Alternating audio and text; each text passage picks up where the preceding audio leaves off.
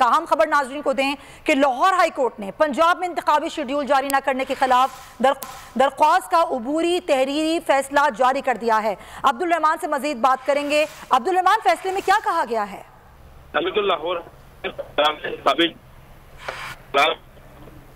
जी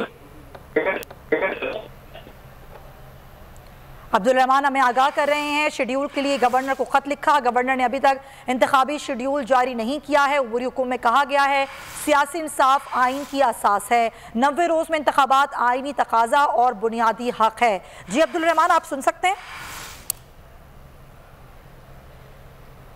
जी अब्दुल रहमान,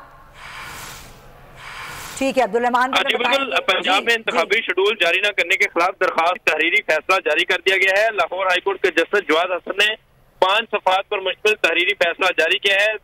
फैसले में कहा कि इलेक्शन कमीशन ने इंतखाबी शेड्यूल जारी करने के हवाले से गवर्नर को खत लिखा, जबकि गवर्नर ने अभी तक इंतखाबी शेड्यूल जारी नहीं किया है।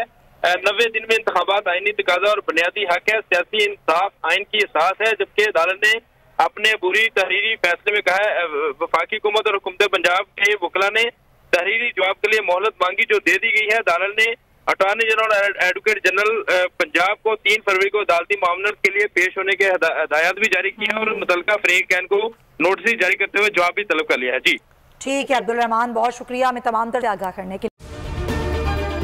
अगर आपको ये वीडियो पसंद आई है तो हमारे चैनल को सब्सक्राइब करें और बेल आइकन पर क्लिक करें।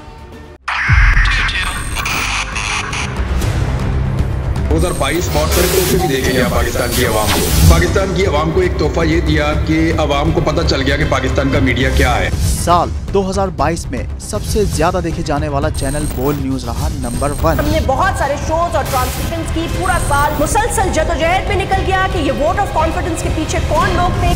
तोड़े रेटिंग के सभी रिकॉर्ड, सोशल मीडिया पर भी सबसे ज्यादा तेजी से 2.4 बिलियन व्यूज का संगे मील अबूर किया। एंकर्स को भी आवाम में सबसे ज्यादा मकबूलियत मिली और सोशल मीडिया पर भी बोल रहा सब पर सब्सक्राइब करें और बेल दबाएं ताकि कोई खबर रह न जाए।